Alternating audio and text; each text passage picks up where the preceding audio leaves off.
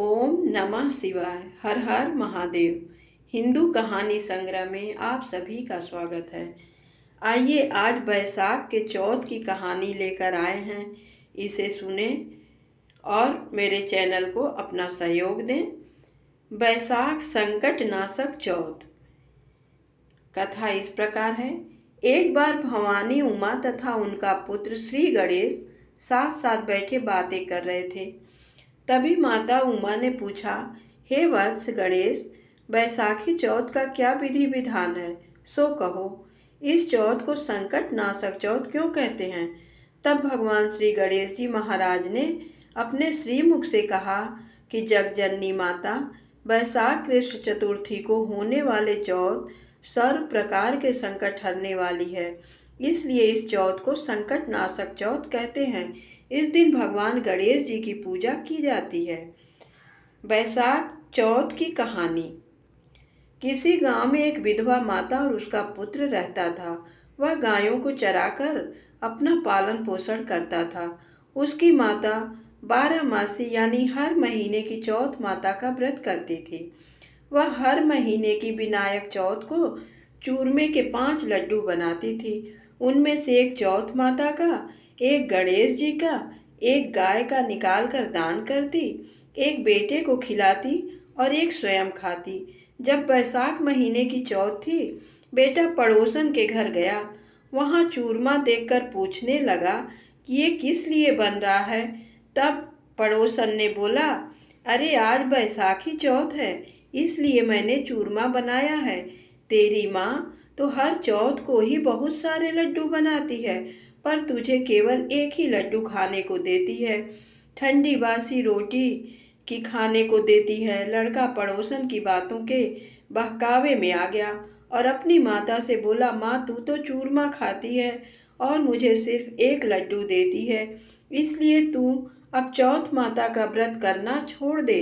माँ ने कहा, बेटा मैं तो चौथ माता का व्रत तेरी ही सुख शांति के लिए करती हूँ, मैं ये व्रत नहीं छोड़ सकती हूँ।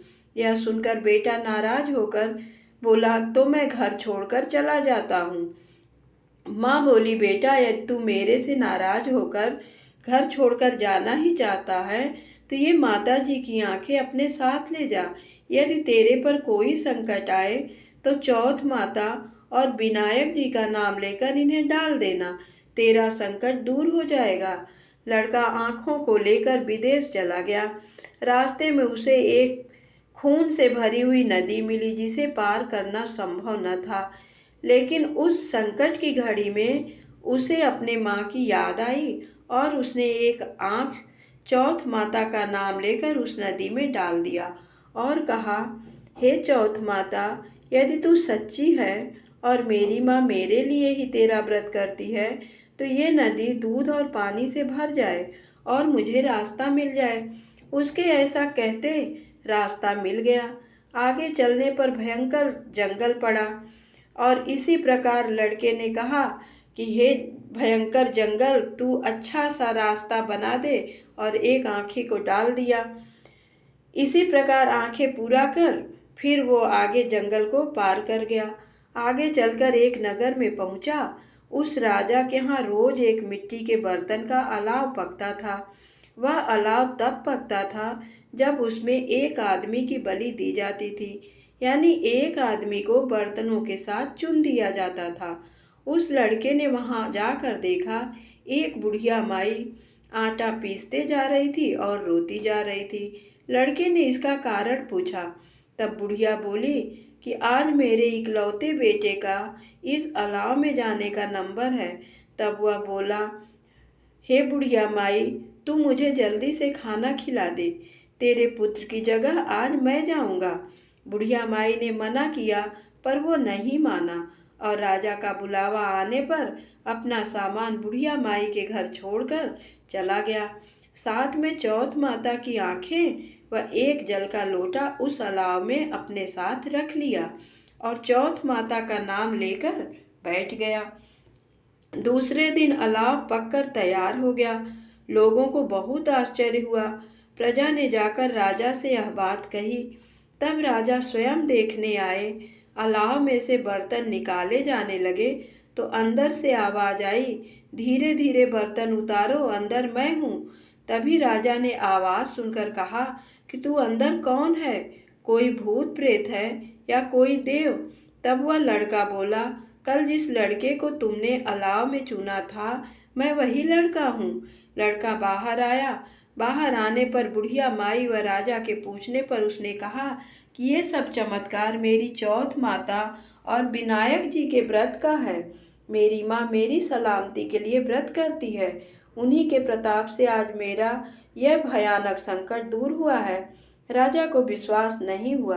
तब राजा ने 2 घोड़े मंगाए, एक पर स्वयं बैठा, दूसरे पर लड़के को बिठाकर उसके हाथ पैरों में जंजीर बांधी और कहा, यदि तेरी चौथ माता सच्ची है तो ये जंजीर मेरे हाथ पैरों में आ जाए। लड़के ने चौथ माता का आंखा पुरकर कहा, हे गणेश जी महाराज, आप ही मेरी रक्षा करना। इतना कहते ही भगवान की कृपा से वो जंजीरें खुलकर राजा के हाथ में जा गिरी।